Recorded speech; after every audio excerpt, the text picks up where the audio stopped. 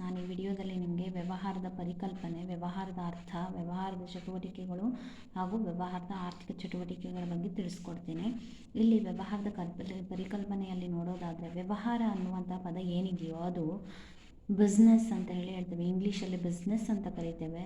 So business ಅನ್ನುವಂತಹ ಪದ English ಪದದ ಬ್ಯುಸಿ ಅನ್ನುವಂತಹ ಪದದಿಂದ ಬಂದಿದೆ. BUSY ಬ್ಯುಸಿ ಅನ್ನುವಂತಹ ಪದದಿಂದ ಬಂದಿದೆ. ಬ್ಯುಸಿ ಅಂತಂದರೆ ಅದರ ಅರ್ಥ ಯಾವುದಾದ್ರೂ ಒಂದು ಚಟುವಟಿಕೆಯಲ್ಲಿ ತೊಡಗಿಕೊಂಡಿದ್ದರೆ ಅದನ್ನು ನಾವು ಬ್ಯುಸಿ ಅಂತ ಹೇಳಿ ಕರಿತೇವೆ ಅಂತ ಹೇಳಿ ಅದು ಹೇಳ್ತದೆ. ಏನಂತ ಹೇಳಿ, ವ್ಯವಹಾರ ಅಂತ ಅನ್ಸ್ಕೋಬೇಕು ಅಂತಂದರೆ ಯಾವುದಾದ್ರೂ ಒಂದು ಚಟುವಟಿಕೆಯಲ್ಲಿ ತೊಡಗಿಸಿಕೊಂಡಿರಬೇಕು ಅನ್ನೋದೇ ಬ್ಯುಸಿ ಎಂಬ ಪದದ ಅರ್ಥ ಅಂತ ಹೇಳಿ ಹೇಳ್ತೇವೆ. ಇದಿಷ್ಟು ಏನು ವ್ಯವಹಾರದ ಪರಿಕಲ್ಪನೆ. ಇನ್ನು ಯಾವುದಾದ್ರೂ ಒಂದು ಚಟುವಟಿಕೆ ಅಂತಂದರೆ ವ್ಯವಹಾರದಲ್ಲಿ ನೋಡೋದಾದರೆ ಯಾವುದಾದ್ರೂ ಸರಕುಗಳ ಖರೀದಿ, ಉತ್ಪಾದನೆ ಈ ರೀತಿ ಚಟುವಟಿಕೆಗಳಲ್ಲಿ ಒಳಗೊಂಡಿದ್ದರೆ ಅದನ್ನು ವ್ಯವಹಾರ ಅಂತ ಹೇಳಿ ಕರಿತೇವೆ ಅಂತ ಹೇಳಿ ಇದಿಷ್ಟು ಪರಿಕಲ್ಪನೆಯಲ್ಲಿ ನೋಡುವಂಥದ್ದು.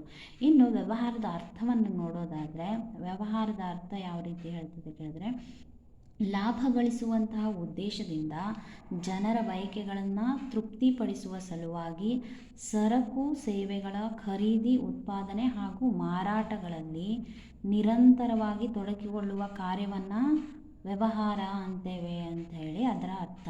ಓಕೆ, ಇಲ್ಲಿ ಏನು ಮಾಡಬೇಕು, ಲಾಭ ಗಳಿಸಬೇಕು. ಅದರ ಜೊತೆಗೆ ಏನು ಮಾಡಬೇಕು, ಜನರ ಬಯಕೆಗಳನ್ನು ತೃಪ್ತಿಪಡಿಸಬೇಕು. ಅಂದರೆ ಜನರಿಗೆ ಏನೆಲ್ಲ ಬಯಕೆಗಳಿದಾವೋ ಅವರ ಬಯಕೆಗಳನ್ನು, ಆಸೆಗಳನ್ನು ಈಡೇರಿಸಬೇಕು. ಆ ನಿಟ್ಟಿನಲ್ಲಿ ಸರಕು ಮತ್ತು ಸೇವೆಗಳ ಖರೀದಿ ಆಗಬೇಕು, ಅದರ ಜೊತೆಗೆ ಉತ್ಪಾದನೆ ಆಗಬೇಕು, ಮಾರಾಟ ಆಗಬೇಕು. ಇವುಗಳೆಲ್ಲವೂ ಏನಾಗ್ತಾ ಇರಬೇಕು, ನಿರಂತರವಾಗಿ ಆಗ್ತಾ ಇರಬೇಕು. ಒಂದೇ ದಿನ ಆಗಿ ಸ್ಟಾಪ್ ಆಗೋದಲ್ಲ, ನಿಲ್ಲೋದಲ್ಲ.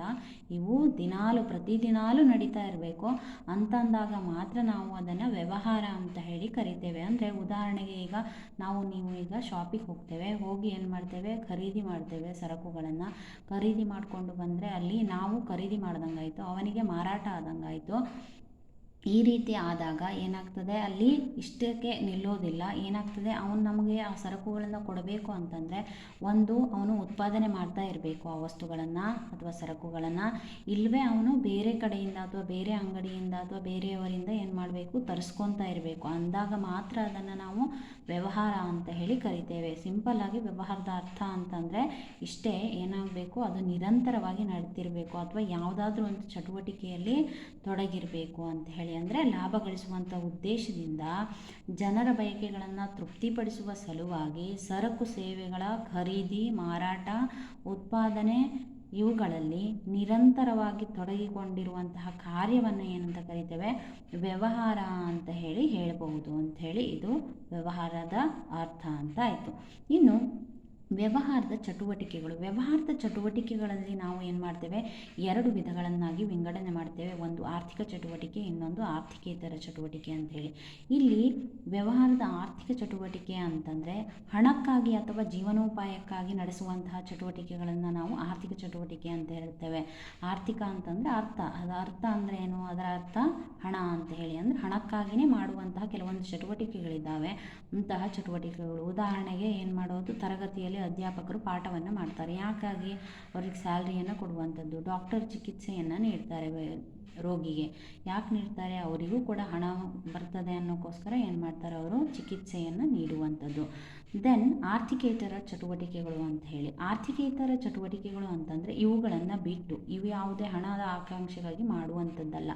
ಇಲ್ಲಿ ಪ್ರೀತಿ, ಕರುಣೆ, ಮಮತೆ, ದಯೆ, ದೇಶಪ್ರೇಮ ಮುಂತಾದ ಭಾವನಾತ್ಮಕ ಕಾರಣಗಳಿಂದ ನಡೆಸುವಂತಹ ಚಟುವಟಿಕೆಗಳನ್ನು ಏನಂತ ಕರಿತೇವೆ, ಇಲ್ಲಿ ಆರ್ಥಿಕೇತರ ಚಟುವಟಿಕೆಗಳು ಅಂತ ಹೇಳಿ ಕರಿತೇವೆ. ಅಂದರೆ ದೇಶದಲ್ಲಿ ಯುದ್ಧ ಆಗ್ತಿದ್ದಾಗ ಎಲ್ಲ ವ್ಯಕ್ತಿಗಳು ಸಿದ್ಧರಾಗಿರ್ತಾರೆ ಹೋಗೋಕೆ. ಇಂತಹ ಉದಾಹರಣೆಗಳನ್ನು ನಾವು ಇದಕ್ಕೆ ಕೊಡಬಹುದು.